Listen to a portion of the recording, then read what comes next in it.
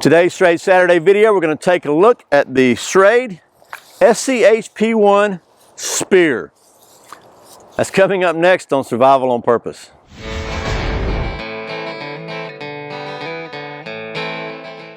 Welcome back to Survival on Purpose. My name is Brian. Thanks for joining me. So the folks at Schrade were kind enough to send me one of their SCHP1 spears so I could show it to you. And I took a quick look at this a while back on another Schrade Saturday video in a response to Chris Tanner from Prepared Mind 101's challenge about zombie apocalypse weapons, and which in my mind was just a great excuse to finally go ahead and ask Schrade to send me one of these so I could play with it, because I really had my doubts as to whether or not it was practical and really worth showing on the channel. But I did think it was really cool because, you know, I'm just a big kid anyway, so that was just a good excuse for me to ask them to send me one of these things. And I got my hands on it, started playing with it a little bit, and I actually think it may have a little more practicality than I originally thought. So anyway, I thought what we'd do is we're going to do a little bit more detailed review on it today than we did in that zombie video. And we'll just talk about the specs of it real quick, show you the features of it, and maybe even check the balance on this thing one time. So without me doing any more rambling about it, let me just take it down to the old sun-drenched stump top. We'll get to doing some of that spear stuff. Okay, so here we are with the business end of the Schrade SCHP1 Spear. And it's not going to all fit in the camera, so we'll just talk about this thing a little bit at a time. First of all, it features a blade of 3CR13 MOV steel, which is a pretty forgiving steel. It's got their kind of a, I don't know, rough traction coating on it. It is double-edged, has what some people call a blood groove. I don't know, it's a fuller or something. It's just a groove down the middle of both sides, like a typical double-edged blade. They got a couple of different models of this that have different textures on the blade. I like this one just because it was just pretty plain and simple. It's bolted into the, it's like a nylon fiber shaft, some sort of synthetic material. So it's bolted in with 3 good bolts there on the tang, which is about 3.5 inches long. This blade here looks like it's about 7-8 inches. Pretty good sized blade. And it comes with a kind of soft TPE kind of material of a sheath. It weighs about 2.5 pounds. The standard shaft is 45 inches, about 44 point something or something like that. And basically, I've got an extension for it that's 15 inches. So this is a separate item that you can purchase. But the standard spear comes with a 45-inch handle with 2 paracord wrapped grip areas on it, and then it's got a hollow in the end of it which is threaded, and it comes with this little fishing kit which is in a plastic tube, and it's got a little baggie in it. It's got, if I can get it out of there, it's got a couple of needles, a couple of fish hooks, and a couple of split shot in it. We're not going to take all that out of there. It's just basic fish stuff, right?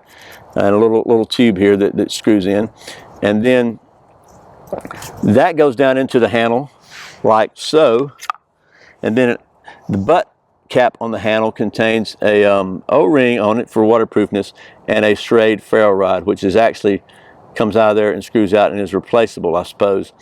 So you can take that out and take it with you if you want to. So pretty cool. You know, I like ferro rods right here, and that screws all in nice and tight there with a little bit of paracord lanyard on it. So as it comes straight out of the box stock, this thing's about 45 inches, which, you know, I kind of thought was kind of short. I guess, I know a lot of people hog hunt with spears now, and so I guess you could use this. It is short, but you can also buy the about 15-inch extension here, and it has a thread on one end to put your ferro rod in. And then I tried it. There's not enough room for the ferro rod and the fishing kit, but you can still put the fishing kit in the main shaft end and screw it all together, and everything fits. So it's just, you'll have the fishing kit here and the ferro rod down here on this end. So there's that. I do think we got double edge, so there's really nowhere to strike a ferro rod, and I'm not going to mess this edge up trying to strike one. But I did already hit it on something. I got a little ding in the edge.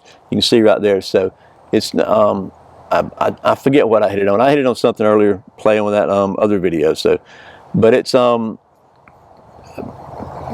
definitely, this is not a carving knife. That's not going to impact its ability to stab stuff, which is what a spear's for, right? Spears are for stabbing and maybe slashing.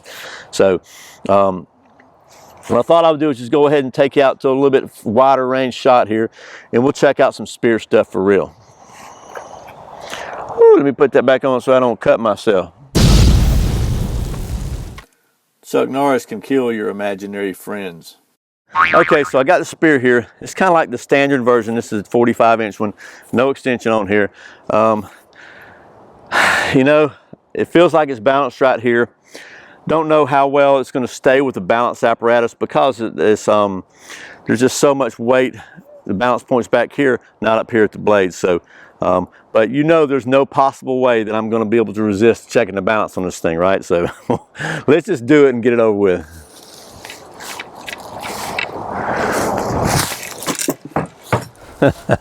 Okay, man, that was not good from my balance orientation or rotational device here, but no harm to the blade, so we'll give it another try. Let's try again.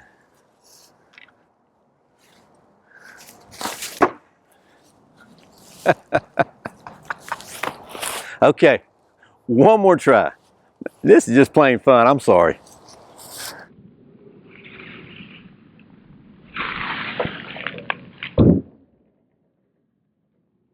Okay, so by the way, I gotta say, I was a little concerned that this thing might, you know, bend or whatever because of because the shock and the torsion or whatever with the end on it, the handle on it. But I gotta say, the blade has done really good. I think it's thick enough and strong enough here that it really does work as a spear. So not only would this maybe be a defensive weapon, but I would probably keep it in my hands because I think mostly that's going to be your best method if you are having to defend yourself against a wild animal.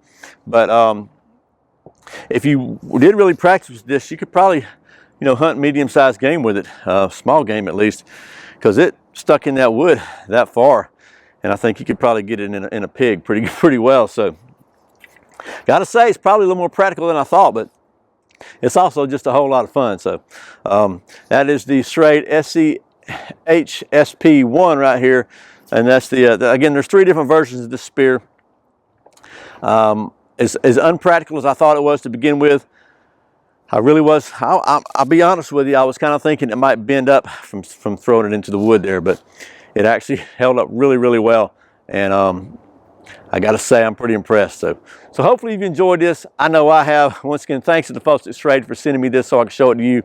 As always, thank you for watching Survival on Purpose. Thanks for subscribing. Thanks for clicking that thumbs up, for sharing this video with all your friends, and thank you so very much for doing all your Amazon shopping through the Survival on Purpose links. I really appreciate the support. Once again, my name's Brian. You're watching Survival on Purpose. Remember, survival's not an accident. So be prepared. I'll see you next time.